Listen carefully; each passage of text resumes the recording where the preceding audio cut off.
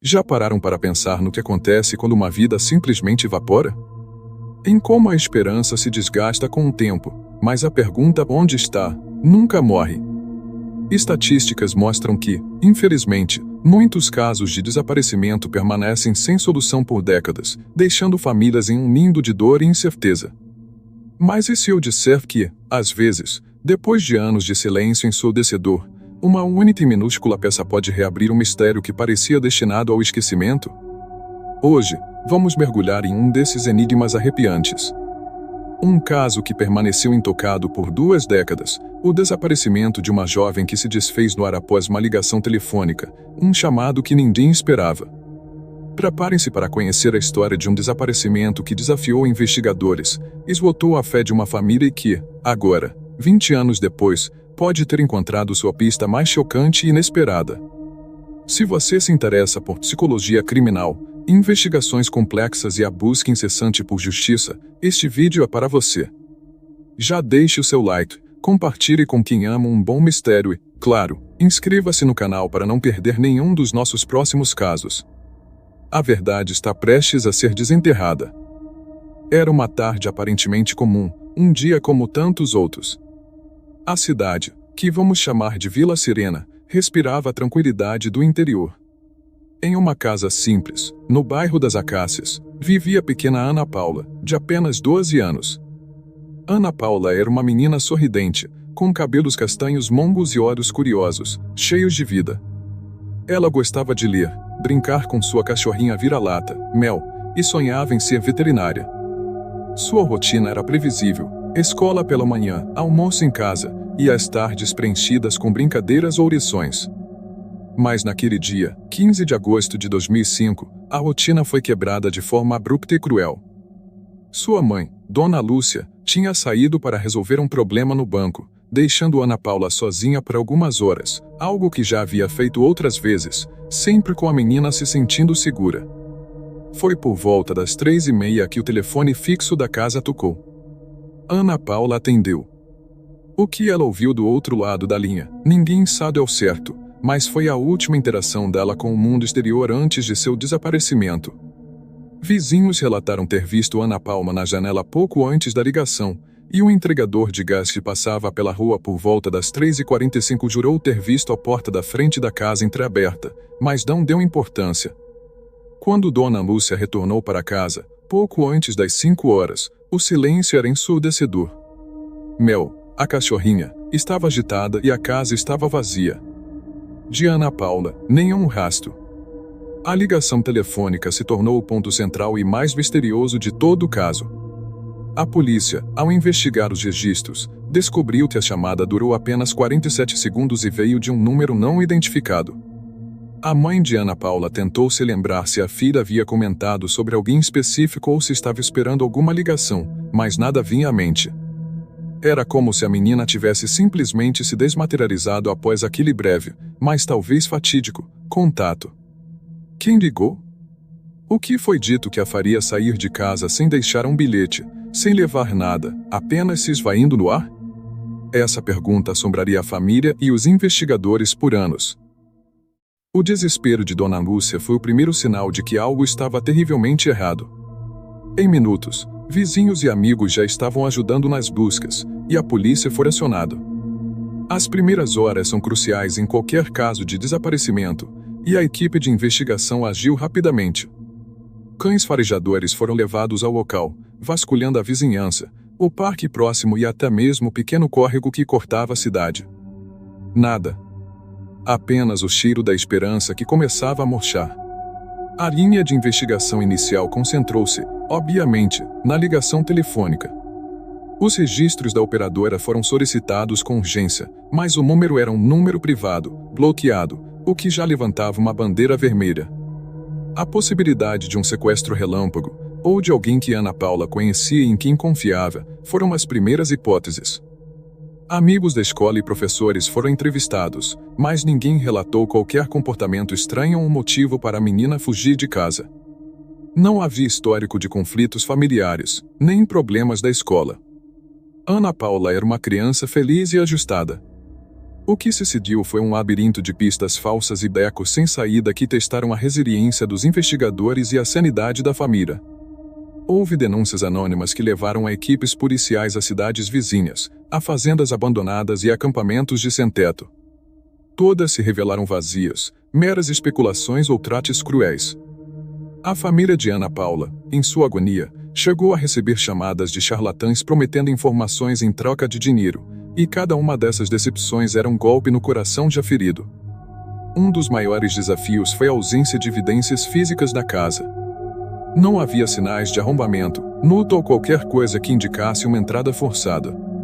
Era como se Ana Paula tivesse simplesmente saído pela porta e nunca mais retornado. A falta de testemunhas visuais do momento exato do desaparecimento, além do entregador de gás que viu a porta entreaberta, dificultou enormemente o trabalho. A polícia, na época, chegou a considerar a hipótese de fuga voluntária, mas a idade de Ana Paula e seu perfil tranquilo faziam com que essa fosse uma possibilidade remota e rapidamente descartada pela família. Dona Lúcia, com o coração partido, nunca duvidou. Sua filha não havia fugido.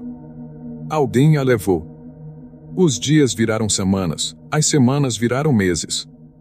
A mobilização inicial da comunidade deu lugar a uma dor silenciosa e constante. Faixas com o rosto de Ana Paula se desbotavam com o sol e a chuva. A investigação se arrastava, sem um fio condutor claro, sem uma evidência contundente que pudesse desvendar o mistério. O caso Ana Paula, infelizmente, começou a se tornar apenas mais um nome na longa lista de desaparecidos do país, uma história que parecia fadada a se perder no tempo. O tempo é um inimigo implacável em casos de desaparecimento. Ele apaga memórias, corrói evidências e, acima de tudo, desgasta a esperança. Para a família de Ana Paula, os anos que se seguiram ao seu sumiço foram uma tortura lenta e excruciante. Cada aniversário da menina, cada Natal, cada data comemorativa era um lembrete doloroso de uma cadeira vazia à mesa. O quarto de Ana Paula permaneceu intocado por muito tempo, como um santuário silencioso, à espera de um retorno que parecia nunca chegar. A investigação, que começou com tanto ímpeto, entrou em um estágio de estagnação dolorosa. Os investigadores, com o tempo, foram transferidos para outros casos, as prioridades mudaram, e o arquivo de Ana Paula foi empilhado, coletando poeira em alguma prateleira na delegacia. A comunidade, que antes se unira em corrente de solidariedade, começou a seguir em frente, não por falta de empatia, mas pela própria natureza da vida que insiste em continuar. Dona Lúcia, no entanto, jamais desistiu.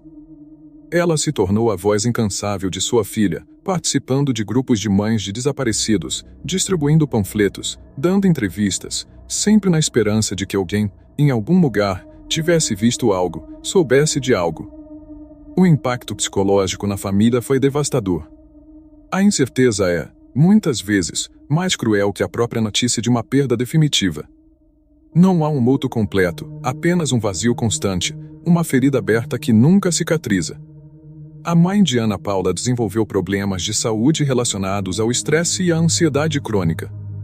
Seu casamento com o pai de Ana Paula, já fragilizado pela dor, não resistiu à pressão insuportável de viver sem respostas.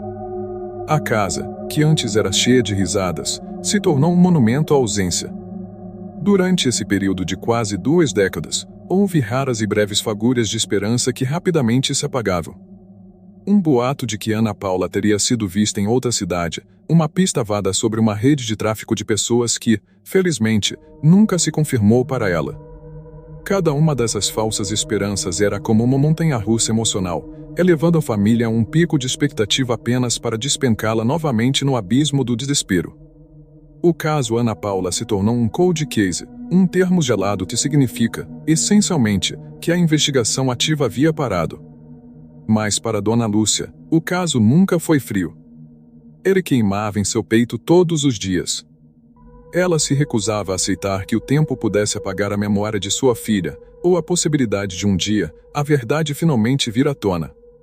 E foi exatamente essa persistência que, eventualmente, abriria a porta para uma reviravolta inimaginável. 20 anos. 2 décadas de perguntas sem respostas, de buscas infrutíferas, de uma dor que parecia não ter fim. Mas, como em muitos casos de cold case que finalmente encontram um desfecho, a virada veio de onde menos se esperava, da persistência inabalável e de um novo olhar sobre o que já se tinha. A polícia de Vila Serena, impulsionada em parte pela incansável Dona Múcia, que nunca deixou o caso cair no esquecimento, decidiu reabrir o arquivo de Ana Paula. Era 2025, e a tecnologia forense e as metodologias de investigação haviam avançado exponencialmente. A reabertura não foi um evento isolado. Nos últimos anos, uma nova equipe especializada em casos arquivados, com membros jovens e cheios de energia, havia sido formada na corporação. Eles tinham uma abordagem diferente, um olhar mais crítico e, acima de tudo, a capacidade de usar ferramentas que não existiam em 2005. O primeiro passo dessa nova equipe foi o que eles chamam de releitura do inquérito, examinar cada depoimento, cada foto, cada relatório policial com a mente fresca, buscando discrepâncias, omissões ou detalhes que pudessem ter sido ignorados na época. Foi nesse processo meticuloso que a ligação telefônica de 47 segundos voltou a ser o epicentro das atenções. Em 2005, a tecnologia não permitia a identificação de números bloqueados de forma eficaz, e a gravação da chamada, se é que existiu, havia se perdido ou não era passível de análise aprofundada. No entanto, em 2025, com novos softwares de análise de áudio e técnicas de cruzamento de dados, a história seria outra. A equipe sabia que ali estava a chave. A grande sacada veio de um dos investigadores mais jovens, a detetive Clara Mendes, que sugeriu que, talvez, o problema não fosse o número não identificado em si, mas algo dentro da própria ligação. Ela propôs uma análise aprofundada dos metadados da chamada, e não apenas do conteúdo auditivo, que já estava indisponível. Eles mergulharam nos registros da companhia telefônica, buscando qualquer anomalia. Foi nesse ponto que a pista que ninguém esperava começou a se delinear. Eles notaram que, embora o número fosse bloqueado, havia um código de roteamento que, em 2005, era comum para determinadas centrais telefônicas específicas. Mais do que isso, a duração exata da chamada, 47 segundos, combinada com o horário, parecia se alinhar com um padrão, embora sutil. O que eles descobriram foi algo que, por sua simplicidade, passou despercebido por 2 décadas. A ligação não era de um telefone fixo comum, nem de um celular pré-pago aleatório. Era de uma cabine telefônica pública. E não qualquer cabine, mas uma localizada a poucos quarteirões da casa de Ana Paula, em um ponto cego para a maioria das câmeras de segurança da época. Essa descoberta, por si só, era um avanço sísmico. A pista estava lá o tempo todo, escondida à vista, esperando pelo olhar certo, pela tecnologia certa, e pela persistência inabalável de uma equipe disposta a desenterrar a verdade. A descoberta de que a ligação havia partido de uma cabine telefônica pública próxima à casa de Ana Paula não era apenas uma pista, era um divisor de águas. Em 2005, a ideia de que alguém usaria uma cabine para um contato pré-sequestro era vista como rudimentar demais, quase arcaica. A atenção se focava em números desconhecidos de celulares ou fixos residenciais. Ninguém imaginou que o disfarce poderia ser tão óbvio. A cabine em questão ficava a cerca de 3 quadras da casa de Ana Paula, em frente a um pequeno armazém que, na época, era frequentado por poucos. Não havia câmeras de segurança na rua e o fluxo de pessoas era baixo. Era um local onde alguém poderia fazer uma chamada sem ser notado ou, pelo menos, sem ser facilmente identificado. O mais intrigante era que a polícia de 2005 havia verificado as cabines telefônicas, mas a tecnologia da época não permitia o rastreamento preciso de números bloqueados para identificar a origem exata de uma ligação a partir de uma cabine específica, muito menos cruzar isso com outros dados em tempo real. Eles só sabiam que o número era privado. Com essa nova informação, a equipe da detetive Clara Mendes não perdeu tempo. Eles revisitavam o que restava dos registros da operadora de telefonia daquela época, que eram em papel ou em bancos de dados muito primitivos. A chave foi a análise do padrão de uso daquela cabine específica nos dias e semanas que antecederam o desaparecimento de Ana Paula. Para a surpresa e o choque dos investigadores, eles descobriram que, nas 2 semanas anteriores ao sumiço, a mesma cabine havia sido usada para fazer 5 chamadas muito curtas para o telefone fixo da casa de Ana Paula. Todas as ligações eram de poucos segundos, geralmente menos de 10, e em horários semelhantes à ligação fatídica do dia do desaparecimento. Isso era crucial. Não era uma única ligação aleatória, era um padrão, um preparo. A pista que ninguém esperava era que o agressor, ou alguém envolvido, estava testando a presença de Ana Paula em casa, ou, de forma mais assustadora, estava treinando a própria abordagem. Ele sabia que Ana Paula estaria sozinha em determinados horários e estava garantindo que ela atenderia o telefone, criando uma falsa sensação de normalidade ou, quem sabe, gerando curiosidade na menina para que ela esperasse uma ligação. A simples existência dessas chamadas curtas e prévias mudava tudo. Isso sugeria um planejamento meticuloso, uma intencionalidade predadora que não era algo de apenas pela ligação final. A pessoa do outro lado da linha não era um estranho aleatório que ligou uma única vez. Era alguém que estava observando, se preparando, e que usou um método de comunicação que, por sua simplicidade, se tornou invisível para a tecnologia da época. Essa revelação não apenas deu um rosto, ou pelo menos um método, ao sequestrador, mas também forneceu uma nova linha de investigação que, por 2 décadas, permaneceu intocada. Quem usava aquela cabine telefônica com frequência naqueles dias? E quem poderia ter um motivo para contatar Ana Paula de forma tão sorrateira?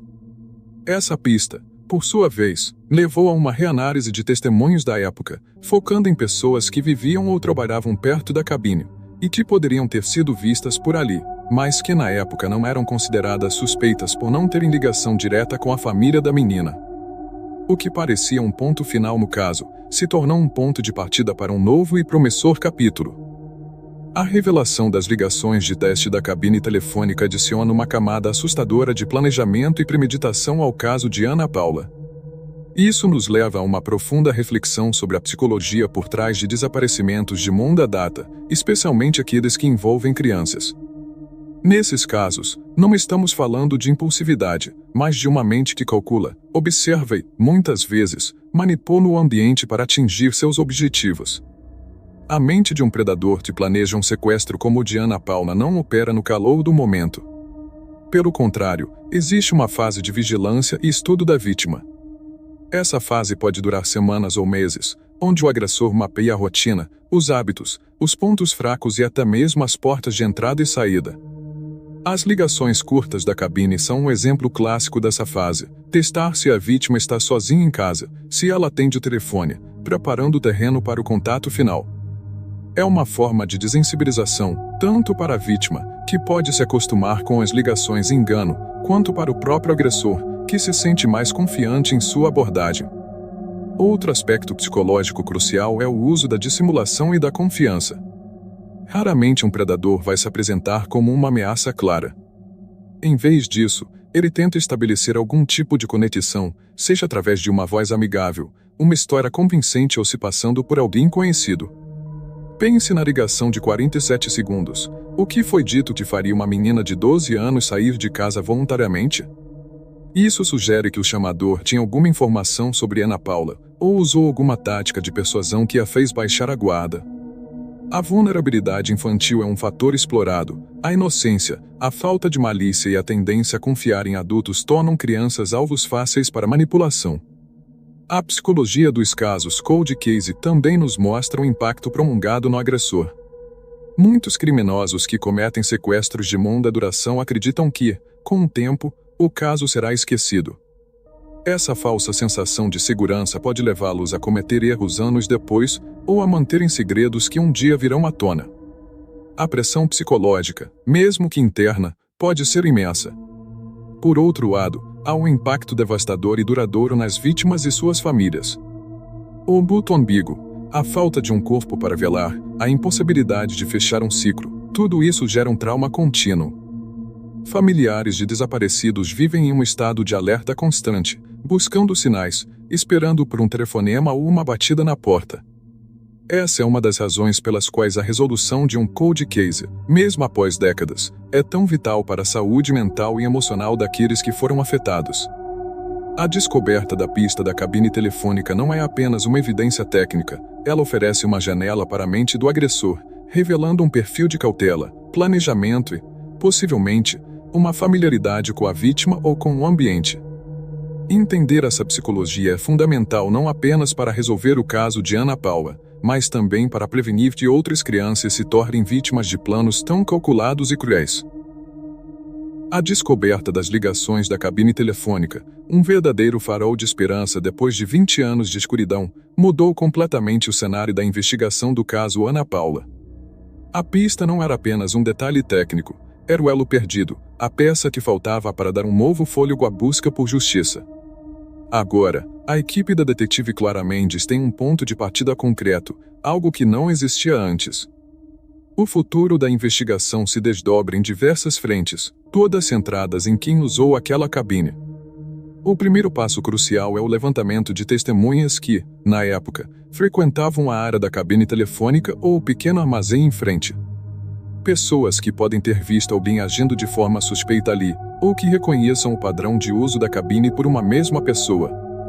Para isso, a polícia está utilizando técnicas avançadas de reconhecimento facial em imagens antigas, se houver alguma, mesmo que de baixa qualidade, de comércios próximos, e até mesmo revisitando depoimentos de moradores da região que foram descartados como irrelevantes na época. Uma simples descrição de alguém que passava por ali pode, agora, ser a peça que faltava. Além disso, a análise do perfil geográfico e comportamental do possível agressor se tornou mais apurada. Se ele usava uma cabine pública a poucos quarteirões da casa da vítima, isso sugere que ele tinha acesso fácil à área, talvez morasse ou trabalhasse por perto. Isso restringe o círculo de suspeitos para indivíduos que tinham alguma familiaridade com a região e que poderiam ter tido algum contato prévio, mesmo que superficial, como Ana Paula ou sua família.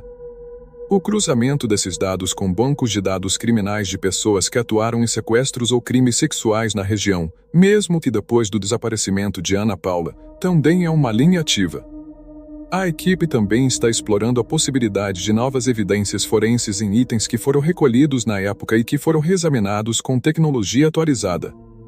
Por exemplo, se a cabine telefônica ainda existir, ou se houver registro de manutenção dela, pode haver material genético ou impressões digitais que não foram detectáveis em 2005. Embora seja uma possibilidade remota após tanto tempo, a ciência forense atual é capaz de extrair informações de quantidades mínimas de material.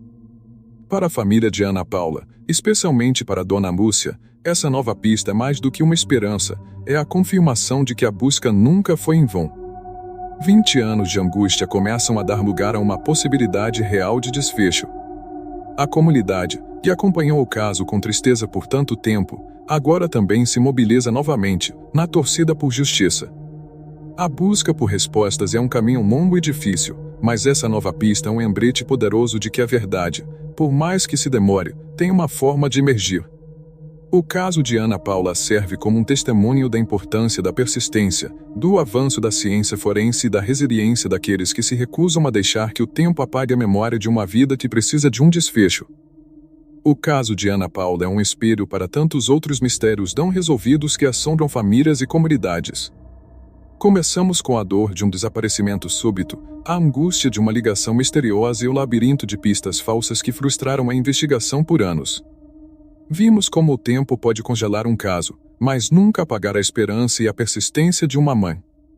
E, finalmente, testemunhamos a reviravolta, a descoberta de que a pista mais crucial estava lá o tempo todo, escondida à vista, nas ligações de teste de uma cabine telefônica. Essa história nos ensina lições valiosas sobre a importância da análise forense contínua, da releitura de cold cases com novas tecnologias e, acima de tudo, da resiliência humana. A psicologia por trás de casos como este revela mentes calculistas, mas também a força inquebrável do amor e da busca por justiça. A verdade sobre o que aconteceu com Ana Paula ainda não foi totalmente revelada, mas essa nova pista traz uma promessa real de que, após 2 décadas, a justiça pode finalmente estar à espreita, a apenas algumas ligações de distância. Qual é o próximo passo para o canal com base nesse roteiro? Deixe seu comentário abaixo.